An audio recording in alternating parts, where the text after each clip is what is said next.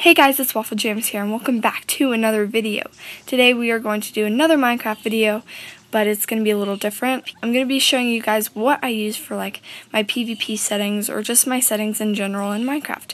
So I'm going to be showing you the best, in my opinion, survival game settings or just best gameplay settings most of all. So let's just get into the video. So you want to go into your options, and it doesn't matter what difficulty you are on unless you're playing by yourself, but in servers and stuff that doesn't matter because they'll have that set already.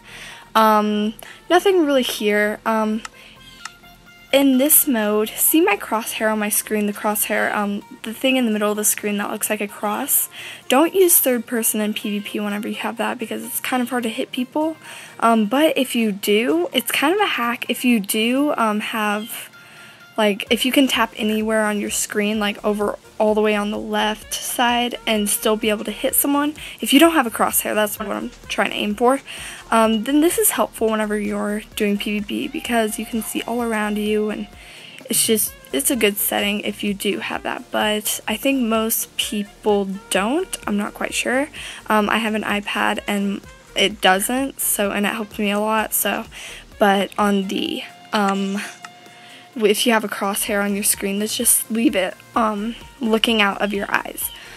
So here, it doesn't matter, it's just your skin setting.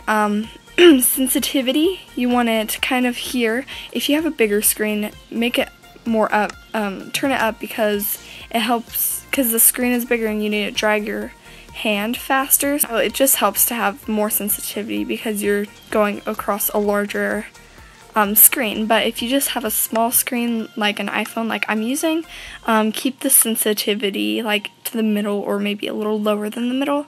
That's what I like to do. Don't mess with your invert y-axis or axis split controls. That doesn't really matter. If you're a lefty, that matters obviously. So just if you're left-handed, then just click that and it'll move your thing over here, and it feels weird to me because I'm not left-handed. But if you are, then switch it to lefty. The D-pad size, keep it the highest you can because sometimes whenever I have it like really small, then it's hard to press, and I like press on the wrong screen, and it helps you in situations if you're running away from someone, if you're trying to do parkour or something, you don't want to miss your buttons or anything. So keep it all the way up to the fullest size. And then the last one is, in my opinion, the most important. Keep your brightness all the way up because if you're playing survival games especially, or if you're like caving or something, then you want to be able to see people, and it doesn't really matter if you have your brightness all the way down. It doesn't affect if you want to see like name tags or anything. It doesn't really affect that. You can see them either way. They may be more noticeable in dark areas, but I would just keep the brightness all the way up.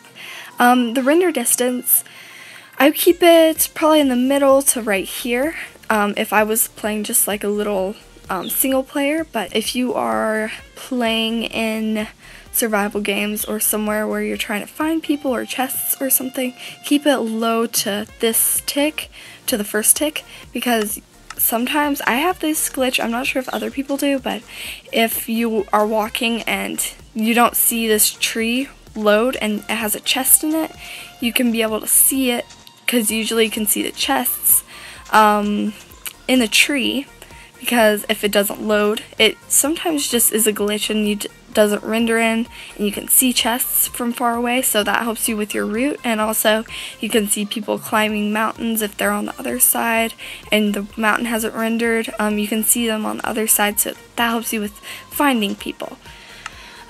This one is like my number one. This is what I have to have. I have to have view bobbing off because I recommend this in especially, survival games or Hunger Games or whatever you like to call it, because it keeps your person moving smoothly, and if you're trying to like strafe people, it keeps it smoothly, and you can just do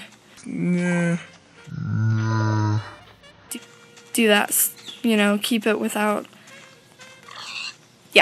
moving. If you have view bobbing on, then it kind of makes it shaky. See how it's not completely, it's just kind of moving up and down to the sides a little bit, and it may give people headaches. It kind of gives me a headache. So I just like to keep, I just like to keep view bobbing off because it just makes it a lot smoother, and it sometimes like makes parkour easier and running easier. It seems like you're running faster than most people, but you're really not.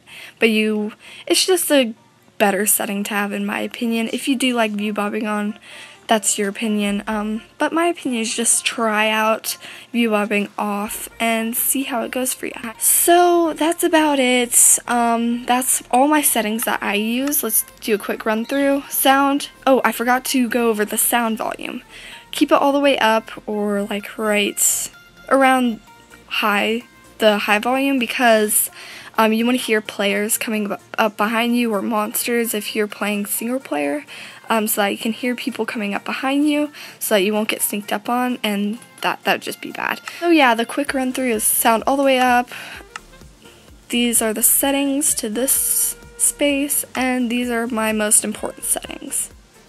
So don't hide your GUI, because that'll just be hard to move around and hit people, so just don't turn that on. Anyways, that's about it. Keep all of your fancy graphics and beautiful skies, animated water up if you want. It doesn't really matter. It doesn't really affect the gameplay that much, but the ones that I went over with you are the most important. So thank you so much for watching, guys. Sorry that this was a little long. I try to go in much in depth as I could with you so that you're not confused or anything. Ask me any more questions if you're not exactly clear on it. But anyways, thank you so much for watching. Comment, rate, subscribe, do your thing, and I'll talk to you later. Goodbye.